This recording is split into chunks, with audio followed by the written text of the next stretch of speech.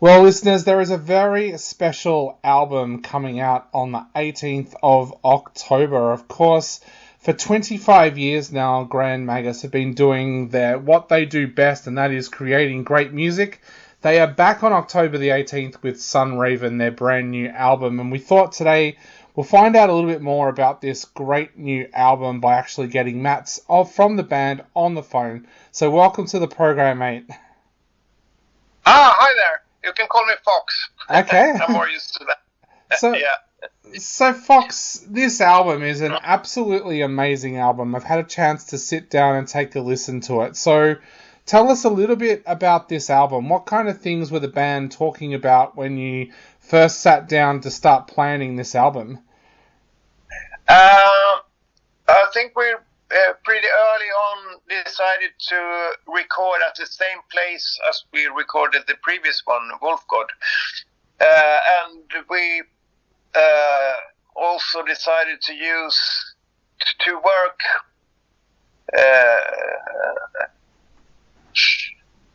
to do it like the same, not the same songs, but work the same way. At first we do 8-9 songs. We rehearse them. We see if they work, and then we bring them to the studio and we record them. So we don't bring like 30 songs and then we pick 10 of them for the album.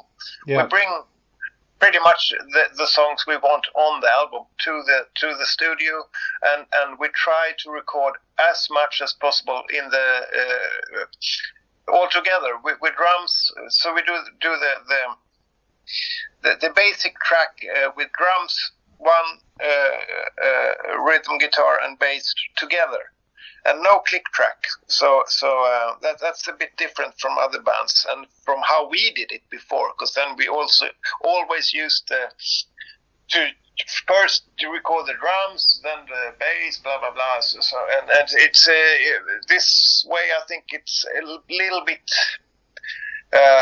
organical. What you say? Yeah. So we recorded at the Sweet Spot Studio close to Halmstad, and we did it in like 3 weeks, I think. And this was almost 1 year ago. So the album was musically it was finished until Christmas last year. So then but then we have to make other stuff like artwork and then the label decided it was supposed to be released in July, I think, or June even, but then it was postponed for a couple of months. Yeah, but soon. And the other thing too, I understand that you did that was a little bit different was that you guys got together for a few weekends and jammed as well, like just played together rather than. We're not technically interested, or so we don't even know how to do it. We don't know how to just play one song and then send it by computer, and then you put it together by yourself. We want to put it together ourselves with the whole band. So that's why we try the ideas before we go to studio with them. We try them so we know that they will work. That's why we just we're pretty confident that when we go to the studio that this one they will work, and we don't have to bring 30 of them. We just bring what we need. Yeah, so the album itself is about Beowulf and Grendel as well. Tell us a little bit about that. Where did that theme, what made you guys choose that theme, and when did that idea first start? Actually, I'm not the person to ask, but I will try to answer the question, because JB is writing all the lyrics. Yeah. And usually I think his standard answer is that he will not give you the full answer, because he says that he who seeks shall find. So you shall try to find out yourself. But I think the idea, maybe, I think most of the lyrics that he did most of the lyrics at the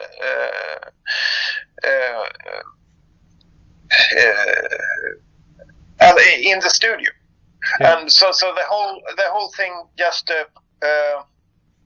maybe he had an idea in the beginning, but the whole Beowulf thing just came to him during the recording set. So, and it's an old saga. It's 1,000 years old, so it's cool. Yeah, I think it suits. JB is such an amazing lyrics writer. For yourself, how do you feel when you sit down and first start to read his lyrics when you're working on a new album? Does it feel like it's Christmas time and you're opening up some very special presents?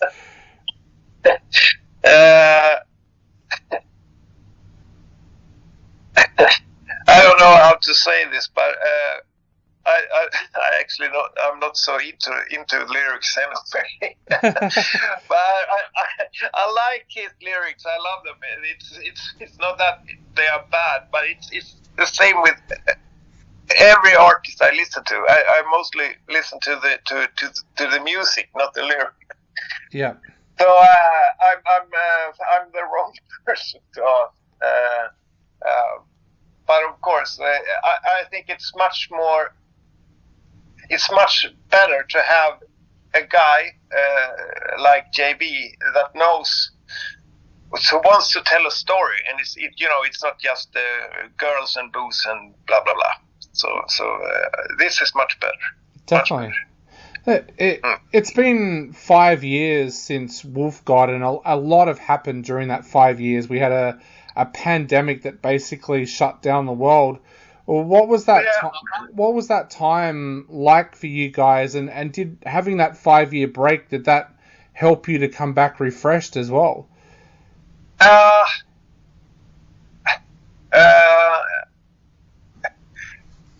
When the pandemic struck, we were in London, and we have done half of the Wolf God tour. And every country in front of us was shutting down, so we had to go home. And most of the bands during the pandemic, they ran into the studio and they started to recording a new album.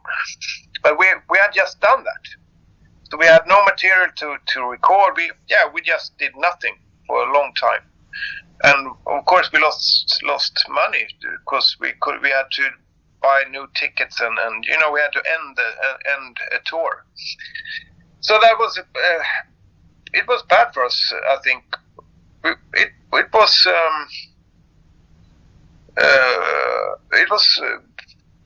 hard to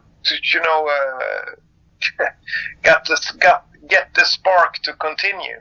But then the label, they still wanted us to make more music, and we decided to try to make a new album. And I think this one turned out to be a really good one. I think this is one of the strongest albums we ever made.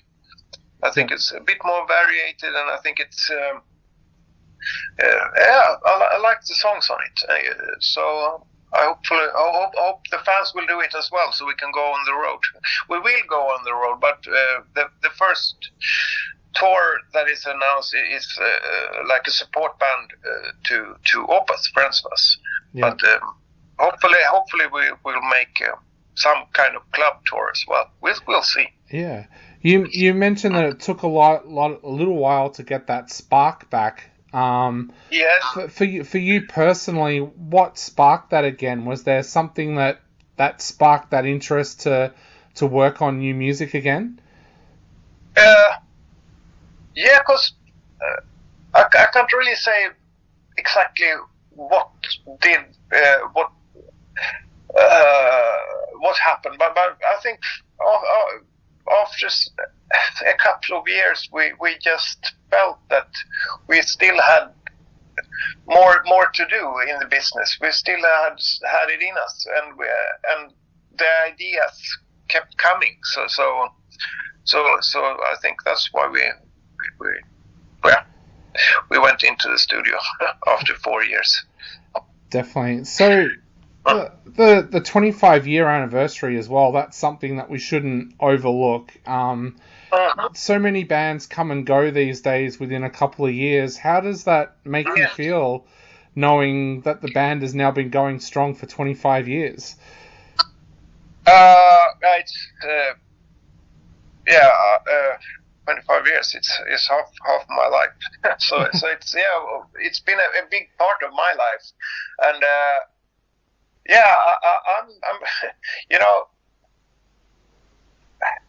how should I say this? We changed drummers a couple of times, not many. We had 3. But me and JB, we've been working together for the whole journey, and I think what made us continue, I don't know. Yeah. Maybe it's because we don't do this full time. Yeah. And it's more like a hobby. But we all have ordinary jobs. Yeah. And I think that when we go on tour, when we do concerts, we can pick concerts and tours we like to do, and we don't have to make an album just because the label tells us. We can do it in our pace, or what you say. So I think that helped out, because I think many bands get worn out. Yeah. When they in this 2-year cycle, new album every 2 year, tours, blah blah blah. Yeah, they get tired of it. But if for us, it's more like we can get away from our it's time off ordinary work. Yeah.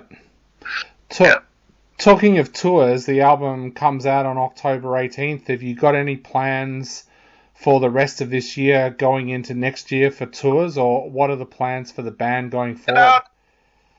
We're doing a festival in Germany, Metal Hammer Paradise, but it's in November. But the tour we're doing is together with Opeth, and that's a full European tour in February. Yeah. So it's almost 4 weeks. So that's a big one. Yeah. But we are the support band. So we will, of course, we will not play a full set, but we will have a set, and there's no other support bands, so it's a pretty good spot for us. And they are really fun guys to hang out with. They are friends of us. So yeah. It's going to be fun. Definitely. Yeah. Well, Fox, we are almost right out of time, so I guess to finish off, what would you like to say to your fans out there who are about to sit down and take a listen to Sunraven for the first time on October the 18th? I will say this. Play it loud. You heard it before, but I think it's pretty good. I can tell you one thing. Nowadays most of the music it's mixed or mastered for small, like in-ear stuff. Yeah. AirPods and stuff. So when you're listening in your home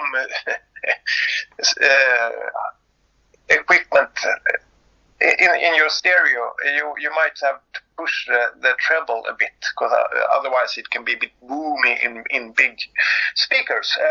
But turn it up, and I hopefully you enjoy it, and as much as we do, because we really think that it came out really good. So turn it up, and hopefully you will enjoy it.